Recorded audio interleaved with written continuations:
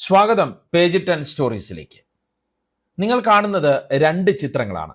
ഒന്ന്, ഛത്തീസ്ഗഡിൽ സഭാവസ്ത്രം ധരിച്ചതിന്റെ പേരിൽ മാത്രം മതപരിവർത്തനവും മനുഷ്യക്കടത്തും ആരോപിക്കപ്പെട്ട് റെയിൽവേ സ്റ്റേഷനിൽ വെച്ച് അപമാനിക്കപ്പെടുകയും ജയിലിൽ കിടക്കേണ്ടി വരികയും ചെയ്ത രണ്ട് പാവം കന്യാസ്ത്രീകളുടെ ചിത്രം.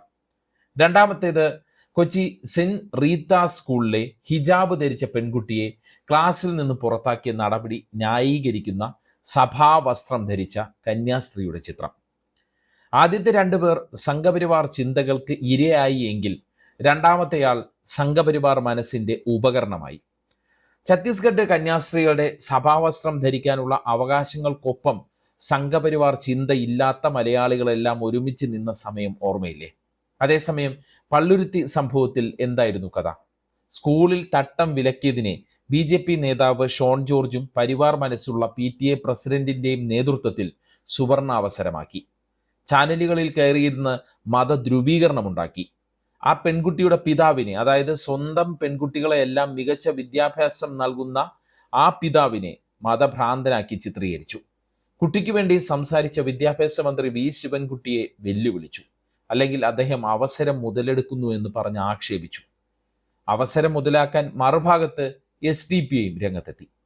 കേരളത്തിലെ വിദ്യാഭ്യാസ രംഗത്തിന് മഹത്തായ സംഭാവന ചെയ്തിട്ടുള്ളവരാണ് ക്രിസ്ത്യൻ മാനേജ്മെന്റ് സ്കൂളുകൾ. ഒരു സംശയവുമില്ലാത്ത കാര്യമാണത്. ഇപ്പോഴതാ ഈ സംഘപരിവാർ പ്രതാപകാലത്ത് മറ്റൊരു ക്രിസ്ത്യൻ മാനേജ്മെന്റ് സ്കൂൾ കേരളത്തിന്റെ മതേതരത്വത്തിന് പൊള്ളലേൽപ്പിക്കുന്നതിൽ വലിയ സംഭാവന നൽകിയിരിക്കുന്നു. ഒരു പെൺകുട്ടിയുടെ തട്ടം മറ്റ് സഹപാഠികൾക്ക് ഭയപ്പാടുണ്ടാക്കുന്നുവെന്ന തീർത്തും വികലവും വിഷലിപ്തവുമായ നിലപാട് സ്വീകരിക്കുന്ന സ്കൂൾ മാനേജ്മെന്റിനെ നമ്മൾ കാണുന്നു. അതിനെ വിദ്യാഭ്യാസ മന്ത്രിക്കെതിരെയുള്ള ആയുധമാക്കുന്ന കോൺഗ്രസ് അനുഭാവിയായ പരിവാറുകാരിയെ നമ്മൾ അറിയുന്നു. ആ കുട്ടിയെ സ്കൂളിൽ നിന്ന് തന്നെ TC വാങ്ങിപ്പോകാൻ പ്രേരിപ്പിക്കുന്ന രീതിയിൽ കാര്യങ്ങളെ എത്തിക്കുന്നു. അതിനെ ഭയപ്പെടുത്തുന്ന ചിരിയോടെ കേരളത്തിന്റെ മതേതര മനുഷ്യരോട് പുച്ഛത്തോടെ ന്യായീകരിക്കുന്ന സഭാവസ്ത്രം ധരിച്ച കന്യാസ്ത്രീയെയും നമ്മൾ കാണുന്നു. എത്രത്തോളമാണ് കാസാവാദികളും ഷോൺ ജോർജുമാരും ക്രിസ്ത്യൻ സമൂഹത്തിൽ പിടിമുറുക്കുന്നത് എന്നത് തീർത്തും ആശങ്കയോടെ നോക്കിക്കാണേണ്ട സാഹചര്യം നമ്മുടെ മുന്നിൽ വന്നു നിൽക്കുന്നു. നമ്മളിൽ പലരും ക്രിസ്ത്യൻ മാനേജ്മെന്റ് സ്കൂളുകളിലും കോളേജുകളിലുമാണ് പഠിച്ചിട്ടുള്ളത്. അവിടെയുള്ള സഭാവസ്ത്രം ധരിച്ച കന്യാസ്ത്രീകളായ ടീച്ചർമാർ നമ്മളെ മതം നോക്കിയാണോ സ്നേഹിച്ചത്? നമ്മൾ അവരെ തിരിച്ച് ബഹുമാനിച്ചത് മതം നോക്കിയാണോ? അല്ല. ആരെങ്കിലും അന്ന് തട്ടം വിലക്കിയിരുന്നു? ഇല്ല. സ്കൂളിലെ പ്രാർത്ഥനാഗാനം മതബോധത്തോടെയാണോ നമ്മൾ ഏറ്റുപാടിയത്? മറ്റു കുട്ടികൾ ഏറ്റുപാടുന്നത്? അല്ല.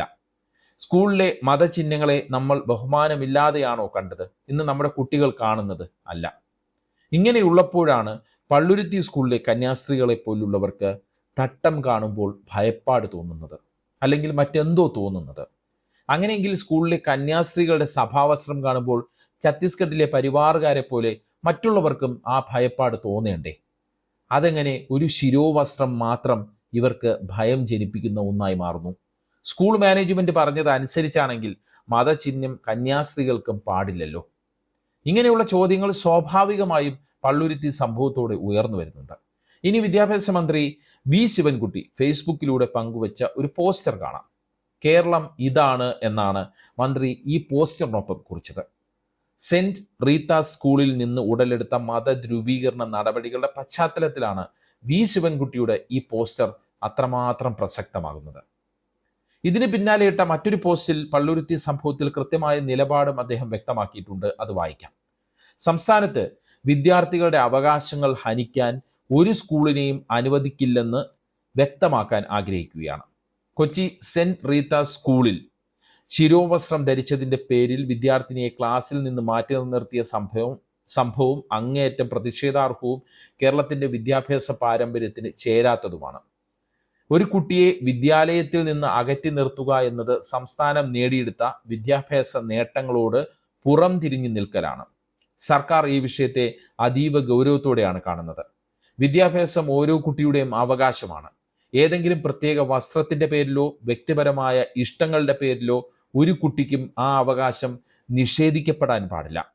ക്ലാസ്സിൽ നിന്ന് പുറത്താക്കപ്പെട്ട ആ കുഞ്ഞ് അനുഭവിച്ച മാനസിക സമ്മർദ്ദം വളരെ വലുതായിരിക്കും. സ്കൂളിന്റെ ഭാഗത്ത് നിന്നുണ്ടായ തെറ്റായ നിലപാടാണ് ആ കുഞ്ഞിനെ സമ്മർദ്ദത്തിലാക്കിയത്. ഇത് ഒരു തരത്തിലും അംഗീകരിക്കാനാവില്ല.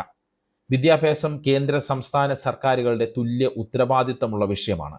കേരളത്തിലെ വിദ്യാലയങ്ങൾ രാജ്യത്തും സംസ്ഥാനത്തും നിലവിലുള്ള നിയമങ്ങൾക്കും ചട്ടങ്ങൾക്കും അനുസൃതമായി വേണം പ്രവർത്തിക്കാൻ.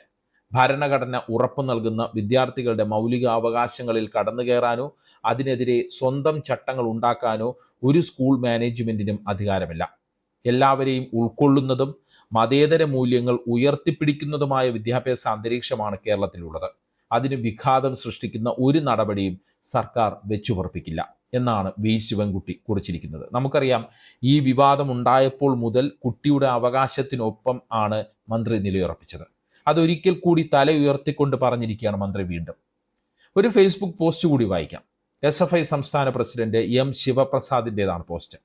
എല്ലാവർക്കും നന്ദി രേഖപ്പെടുത്തിയ സെന്റ് റീത്താസ് പബ്ലിക് സ്കൂളിലെ പ്രിൻസിപ്പലിനെ അഭിസംബോധന ചെയ്തുകൊണ്ടാണ് ശിവപ്രസാദിന്റെ പോസ്റ്റ്. നന്ദിയുണ്ട്. മതനിരപേക്ഷ വിദ്യാഭ്യാസത്തിന്റെ ലോകമാതൃകയായ കേരളത്തിൽ നിർബന്ധമായും ഒഴിവാക്കേണ്ട ഈ വിഷയത്തെ പിടിവാശി കൊണ്ട് അനാവശ്യ വിവാദമാക്കിയതിന്. ഛത്തീസ്ഗഡിൽ തിരുവസ്ത്രം ധരിച്ച കന്യാസ്ത്രീകളെ ആക്രമിക്കുമ്പോൾ അവർ ധരിച്ചിരുന്ന വസ്ത്രം കൂടിയായിരുന്നു സംഘപരിവാറിന്റെ പ്രശ്നമെന്ന് മറന്നുപോകരുത്. സംഘപരിവാരം ചുട്ടരിച്ചു കളഞ്ഞ ഗ്രഹാം സ്റ്റെയിൻ എന്ന മിഷണറിയെ മറന്നുപോകരുത്. മതവിശ്വാസവും വസ്ത്രവും ആക്രമിക്കപ്പെടാനുള്ള കാരണമാകുന്ന വർഗീയവാദികൾ ഭരിക്കുന്ന വർത്തമാനകാല ഇന്ത്യയെക്കുറിച്ച് മറന്നുപോകരുത്. എല്ലാവരുടെയും അവകാശങ്ങൾ സംരക്ഷിക്കപ്പെടുന്നതാണ് ജനാധിപത്യമെന്നും മറന്നുപോകരുത്. ഇതെല്ലാം ഓർമ്മയിൽ ഉണ്ടാകാൻ കൂടി പ്രാർത്ഥിക്കുന്നത് നന്നാകും എന്നാണ് ശിവപ്രസാദ് കുറിച്ചിരിക്കുന്നത്. ഈ സമയം എല്ലാവരും ഓർക്കേണ്ട കാര്യങ്ങൾ തന്നെയാണ് ശിവപ്രസാദ് ഓർമ്മിപ്പിച്ചിരിക്കുന്നത്. സംഘപരിവാർ മനസ്സോടെ പെരുമാറുന്ന ആ സഭാവസ്ത്രം ധരിച്ച കന്യാസ്ത്രീ ഓർക്കേണ്ട കാര്യങ്ങൾ തന്നെയാണ്. ഈ ഹിജാബ് പ്രശ്നത്തിൽ ചിലർക്കെങ്കിലും ചില സംശയങ്ങളുണ്ട്. ഇത്രയും നാൾ ഈ ഹിജാബ് പ്രശ്നം ഇല്ലായിരുന്നു, പെട്ടെന്ന് എങ്ങനെ ഇത് പൊട്ടിമുളച്ചു എന്ന് തോന്നിയവരുടെ സംശയം ദൂരീകരിക്കാൻ ഒരു ഫേസ്ബുക്ക് പോസ്റ്റ് കൂടി ഞാൻ വായിക്കാം. ജംഷീദ് പള്ളിപ്പുറം എഴുതിയ പോസ്റ്റാണ്. ബോധപൂർവം തെറ്റിദ്ധാരണയുണ്ടാക്കാൻ പലവിധ ശ്രമങ്ങൾ സെന്റ് റീത്ത സ്കൂളിലെ ഹിജാബ് വിഷയവുമായി ബന്ധപ്പെട്ട് നടന്നിട്ടുണ്ട് അല്ലെങ്കിൽ നടത്തിയിട്ടുണ്ട്. അതിലൊന്നാമത്തേത്, സ്കൂൾ തുറന്ന് മാസങ്ങൾ പിന്നിട്ട ശേഷമാണോ പെൺകുട്ടിക്ക് ഹിജാബ് ധരിക്കാൻ തോന്നിയതെന്നും അത് ഗൂഢാലോചനയുടെ ഭാഗമാണ് എന്നുമുള്ള പ്രചാരണമായിരുന്നു. സ്കൂൾ തുറന്ന 1-ാം ദിവസം മുതൽ ആ പെൺകുട്ടി വീട്ടിൽ നിന്നും സ്കൂളിലേക്ക് ഇറങ്ങുന്നത് തലയിൽ തട്ടമിട്ടാണ്. സ്കൂളിലെത്തി ക്ലാസ്സിൽ കയറുന്നതിന് മുമ്പ് തട്ടം അഴിച്ച് ബാഗിൽ വെക്കും. ക്ലാസ് കഴിഞ്ഞു വരുമ്പോൾ വീണ്ടും തട്ടം തലയിൽ ചുറ്റും. സ്ഥിരമായി ഇത് ആവർത്തിക്കപ്പെടുന്നതിന്റെ ബുദ്ധിമുട്ട് പെൺകുട്ടി വീട്ടിൽ പറയാറുണ്ടെങ്കിലും വീട്ടുകാർ ഇതുവരെ പ്രശ്നമുണ്ടാക്കിയിട്ടില്ല. വിവാദത്തിന്റെ തുടക്കം സ്കൂളിലെ ഒരു പരിപാടിയാണ്. പതിവ് പോലെ പെൺകുട്ടി ഹിജാബ് ധരിച്ച് സ്കൂളിലെത്തി. അന്നേ ദിവസം പരിപാടി ഹാളിൽ ആയതുകൊണ്ട് തന്നെ വലിയൊരു വിഭാഗം ആളുകൾ അവിടെ ഉള്ളത് കാരണം പെൺകുട്ടി ഹിജാബ് അഴിച്ചില്ല.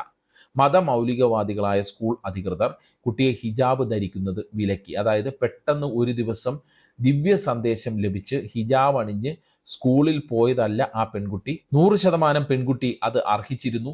തൻ്റെ വിശ്വാസപ്രകാരം തലയിൽ ഒരു തട്ടമിടാനുള്ള അവകാശം ഈ രാജ്യം അവൾക്ക് നൽകുന്നുണ്ടെങ്കിലും ആ അവകാശം സെന്റ് റീത്താസ് എന്ന ക്രിസ്ത്യൻ മാനേജ്മെന്റ് സ്കൂളിന്റെ പുറത്തു മാത്രമാണെന്ന ധാർഷ്ട്യം മതേതര സമൂഹത്തിന് അപമാനമാണ്. ഒരു മകളെ ലണ്ടനിൽ PGക്കും മറ്റൊരു മകളെ റഷ്യയിൽ MBBSന് പഠിപ്പിക്കുന്ന ഒരു പിതാവിനോട് വിദ്യാഭ്യാസത്തിന്റെ പ്രസക്തിയെക്കുറിച്ച് ക്ലാസ് എടുത്ത് ഒരുത്തനും ആ വഴി പോവണമെന്നില്ല. ഒടുവിൽ ആ പെൺകുട്ടി TC വാങ്ങി പോകുമ്പോൾ യുദ്ധം ജയിച്ച സന്തോഷമാണ് സിസ്റ്ററായ പ്രിൻസിപ്പലിന്റെ മുഖത്ത്. വ്രതമെടുത്താലോ സന്യാസ ജീവിതം നയിച്ചാലോ 4 നേരം പ്രാർത്ഥിച്ചാലോ മനുഷ്യനാവില്ല. യേശുദേവനാണ് പ്രിൻസിപ്പളെങ്കിൽ വിദ്യ അഭ്യസിക്കാനെത്തിയ ഒരു പെൺകുട്ടിക്ക് തൻ്റെ വിശ്വാസപ്രകാരം ആരെയും ഉപദ്രവിക്കാതെ തലമറച്ചതിന് ഒരിക്കലും ആ സ്കൂളിൽ നിന്ന് പുറത്തേക്ക് പോവേണ്ടി വരില്ല. സകല കല്ലേറിൽ നിന്നും മിശിഹ അവളെ സംരക്ഷിക്കും എന്നാണ് ജംഷീദ് എഴുതുന്നത്. എന്തായാലും ഇത്തരം വിഷയങ്ങൾ മതേതര മലയാളികൾ വളരെ ഭീതിയോടെയാണ് നോക്കിക്കാണുന്നത്. ഹിജാബ് കണ്ടാൽ ഭയക്കുന്ന ഉത്തരേന്ത്യൻ രീതിയിലേക്ക് നമ്മളും എത്തുകയാണോ എന്നതാണ് ഭീതി. ഖാസാവാദികളുടെ സ്വാധീനം ക്രിസ്ത്യൻ സമൂഹത്തെ എവിടെ കൊണ്ടെത്തിക്കും എന്നുള്ള ഭീതിയുമുണ്ട്. അതിന് മറുപടി എന്നോണം മറ്റു വിഷയങ്ങളുമായി അല്ലെങ്കിൽ ഇതിന് മറുവാദങ്ങളുമായി എത്തുന്നവരെയും ഭീതിപ്പെടുത്തുന്ന യാഥാർത്ഥ്യങ്ങളാണ്. എങ്ങോട്ടാണ് ഇവരെല്ലാം ചേർന്ന് നമ്മുടെ സമൂഹത്തെ കൊണ്ടുപോകുന്നത്? അവസാനമായി ഒരു ഫേസ്ബുക്ക് പോസ്റ്റ് കൂടി വായിച്ചു നിർത്താം. ഇത് എഴുതിയത് സുന്നി പ്രവർത്തകനായ ജവാദ് മുസ്തഫാവി ആണ്. ഹിജാബ് വിവാദത്തിന്റെ പശ്ചാത്തലത്തിൽ തന്നെയാണ് അദ്ദേഹത്തിന്റെ പോസ്റ്റ്. അദ്ദേഹം എഴുതുന്നത് ഇങ്ങനെയാണ്: കേരളത്തെ ഇടതുപക്ഷത്ത് കുറ്റങ്ങളും കുറവുകളും ഒരുപാടുണ്ടാകാം. പല ഘട്ടങ്ങളിലും ശക്തമായ വിമർശനങ്ങൾ ഇടത് പാർട്ടികളോടും ഇടത് ഭരണകൂടത്തോടും ഉയർത്തിയിട്ടുണ്ട്. അത് ഇനിയും ഉണ്ടാകും. പക്ഷേ ഒരു കാര്യം തീർച്ചയാണ്, മതേതര മൂല്യങ്ങളിൽ വിശ്വസിക്കുന്ന പൗരന്മാർക്ക്, വിശിഷ്ട ന്യൂനപക്ഷ സമൂഹങ്ങൾക്ക് വിശ്വാസത്തിലെടുക്കാൻ പറ്റിയ മറ്റൊരു ബദൽ ഇവിടെയില്ല. അത് ഇടതുപക്ഷം മാത്രമാണ് എന്നാണ് ജവാദ് എഴുതുന്നത്. ഈ വിഷയത്തിൽ എന്താണ് നിങ്ങളുടെ അഭിപ്രായം? കമൻറ്റ് ചെയ്യുക.